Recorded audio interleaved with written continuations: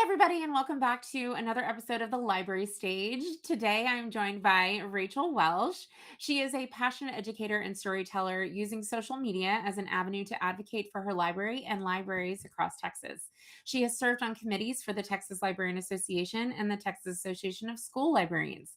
In 2025, she won the Tassel Media Virtual Presence Award and the TLA Branding Iron Award for her digital programming and online engagement through her social media channels. Library Journal recognized her as one of their 2026 movers and shakers for her advocacy. Rachael is a leader on her campus and a sought after presenter who shares the latest technology and reading engagement strategies with her peers. She is an active volunteer in her community. She has created social media campaigns and served on the board of directors for Brazosport Center Stages, Brazosport Fine Arts Council, P Flag, Angleton Lake Jackson, and the Martin Luther King Celebration Committee. Rachael, the stage is yours. Thank you so much, Amanda. This is so exciting. Thank you so much for having me. I am a super passionate librarian, especially about getting my kids involved. We talk about how a lot of the times the library is a silo or you feel like you're on an island, like you're the only one in that space. And so when I went from the high school to the middle school, I kind of struggled because, like the high school, the kids had a lot of freedom to move around. They had their off periods. They had, time where they could come in just to study. I had TAs that were assigned that for a class. So I had kids coming in and working all the time. And I really struggled with that with the middle school because I just had the teachers bringing in their classes. And so I tried to think of like, how can I get my students involved in the library a little bit more? And so I came up with a couple of initiatives that I'm super excited to share. So my first one is Adopt a Shelf. When I came in, the previous librarian had not done a lot of weeding, which is when you remove some of the older books. And we had some nonfiction books that still had USSR in it, biographies of people that I would ask my students like, hey, do you know who this is? And they were like, no. So we just went through and got rid of a bunch of stuff. So I had a full shelf's worth, like 4 separate shelves that were open and free. And so I was like, well, I don't want to space the books out too much because you want some room for growth, but I don't want it to look empty on the shelves. And so I tried to think of like, well, what can I put in this space? So we came up with the Adopt a Shelf, where the students get to create their displays. It's open to all students, even some teachers. I've had some teachers do some Adopt a Shelves. And so the kids fill out an adoption form. So I have a sign on the empty spaces that talks about the Adopt a Shelf, tells the kids like fill out an adoption form with Ms. Welsh. So on the form, it says it asks what their idea is. So they can do any idea. They can do a theme. We get a lot of like spooky books or my favorites or pink or graphic novels. So we get a lot of the things that the kids like and are interested in. And then it asks if they need help creating. So we use either Canva or Adobe for them to create their graphics. And then they share it with me we have a closed education platform for those. So they share it with me and I print it in color, which they're always very excited about. So I ask if they need help with those platforms and then ask if they like what dates they want. At the top, it says they'll have these shelves for 2 weeks, but sometimes, they want to do a holiday themed one or spooky season, or we had one that the student wanted to ask her teachers what their favorite books were and do it for teacher appreciation. So just different things like that. And then they turn them in. I email them when their time, we go through and schedule them out if they have specific dates. And then they come in and they get to create their shelves. I have printed their display page for them and have it in kind of that acrylic stand-up display. and they get to find all the books. So they're able to bring things. I had one student that brought, she did a summer themed one, so she brought sunglasses. But I tell them they don't have to bring the books from home, which some of the kids ask if they have to. And I'm like, you have the full library. So it's great because not only are they getting to showcase the things that they're interested in, their friends get to see what they're interested in, but they're also getting to know the collection a lot more, because especially when they have things that are themed, like if they're doing fall books or a color or summer, spring, then if it's anything other than my favorites, which even with their favorites, like they'll notice like, oh, I have all of this space, like let me go in and find books that are similar to this. So I'll help them, kind of find books in the collection that they're getting to know. And I explain to them, you have this for 2 weeks, and kids are able to check out from their shelves. So, if you have Dogman on your shelf, then that's going to, or Babysitter's Club, those are going to go fast. So they get to come in and they get to replenish the display just like librarians do. So they get really excited about coming in and seeing like who's checked out from their shelves. We also have teachers that have done it. So one of my reading teachers came in and she went all out. She loves Halloween. She is my kindred spirit. So she came in, she had like decoration, and the kids were so excited to come and check out from Miss Tragathon's shelf. And then our Spanish teacher came in and she did ones that were the difference between Hispanic speaking countries and Latino countries. So she did more of an educational outlook. And again, all kids were able to read from it and to check out from it. So that one was super cool. She did it around the Super Bowl. So it was, or the Benito Bowl, as we called it. So had like the Bad Bunny kind of influence with him naming all of the Latin countries. So that was really cool. But yeah, the kids love it. And, there's never a lack of shelves, and all kids can do it. And I think that's kind of the thing that I stress, because I also have, like many other librarians, have a club of my library helpers. And so it's not just my library helpers or my library ambassadors that get to do this. It's open to all students. And, we do go through and all of the students get to participate by the end of the year. So that is super cool and super fun. Another thing that we have are what I call my stations. So it's different from, an elementary lesson station. So these are my supply stations. This started when I was a high school librarian. We had testing in the library. And one of the students asked if I had a menstrual pad. And I was like, oh man, I don't. Let me run to the nurse and go and get one for you.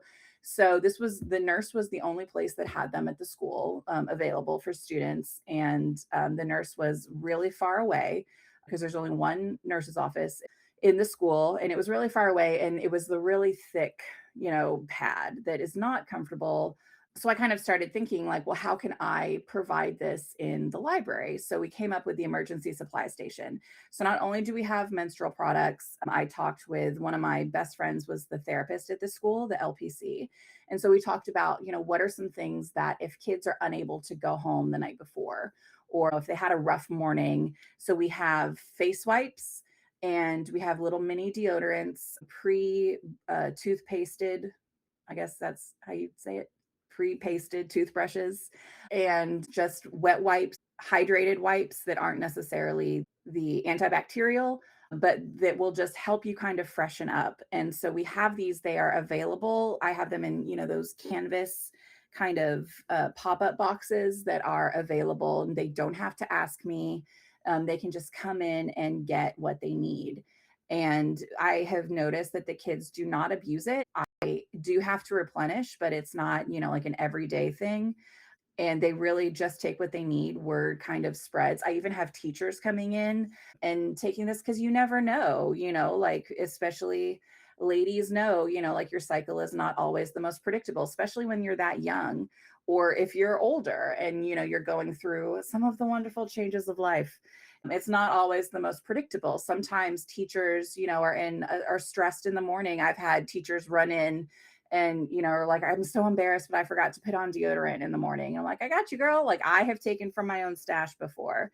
So having that and knowing that the students know that they're able to get what they need and they don't have to worry about it, and it's not stigmatized, I guess, that they can just go in and grab. It's not anything embarrassing. And when the kids are saying, oh, I need to go to the library, it's a little bit different than, oh, I need to go to the nurse. So we have that available at all times. We also have an SEL station, or a social emotional learning station. So we lost one of our social workers last year, which was somebody that really helped those kids that fell in the cracks. You know that as you get up into secondary school, counselors do not have time to address the mental health issues that our kids are going through, just because they have so many other things. There's scheduling and ARDS and 504s and all of these things that counselors are responsible for in the school system that doesn't have anything to do with the kids' mental health.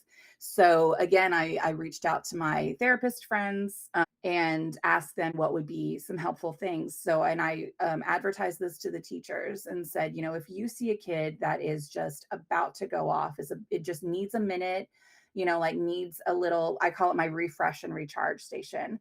So if they just need some time, so it's before it becomes a behavior problem, before they have that explosion, they get to come into the library. And on the sign that I have, it says, you know, that they have 10 minutes. And I do kind of set a, you know, make sure that I pay attention to where they are, because if they cannot, you know, kind of recharge themselves and reset themselves within 10 minutes, then that's something that they need to like talk to an adult with. So we have a weighted stuffed animal, we have some fidget toys. I have a little Buddha that has a light that helps them with regulate their breathing.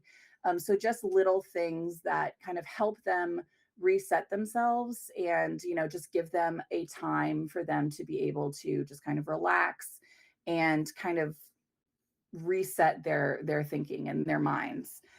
And that has been super helpful. The kids, again, they know that it's there.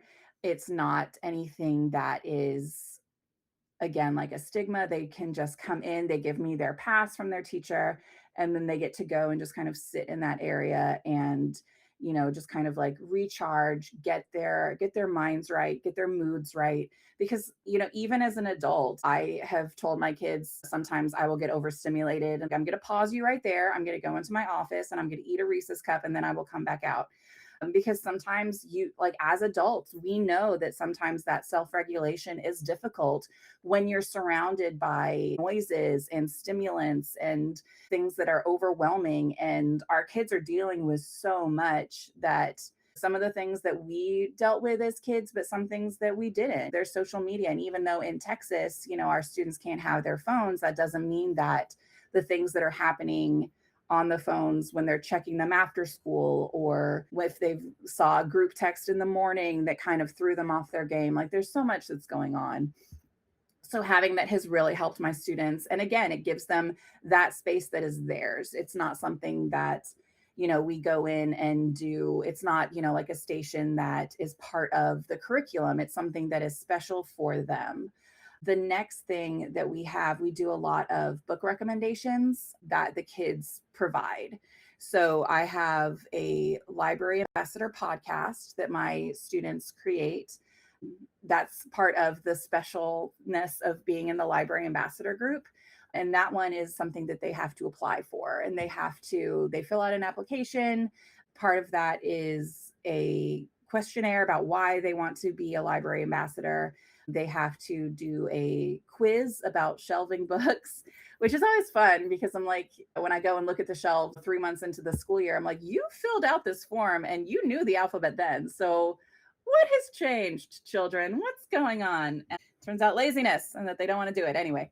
And then there's a teacher recommendation, and then their parents have to sign that they're part of this club. And it is so much fun for them to do. And then the sixth graders, I'm at a middle school that's fifth and sixth grade. The sixth graders get to do a podcast, and each week has different students and different things that they talk about. And a lot of the time, yeah, I will come up with the topics and then they'll kind of fill in the blanks. So it'll be, our favorite fantasies or authors that we love. We do all of the heritage months. So Hispanic Heritage Month, Black History Month, Women's History Month. We kind of talk about all of the Asian American Pacific Islander Month. We talk about all of the books and characters and authors that we love. And then genreified, they talk about historical fiction. So just any kind of book topic that they enjoy. We also do videos for the elementary schools. So for World Read Aloud Day, we reached out to some of my elementary librarian friends and said, "Hey, we would love to participate with this with you.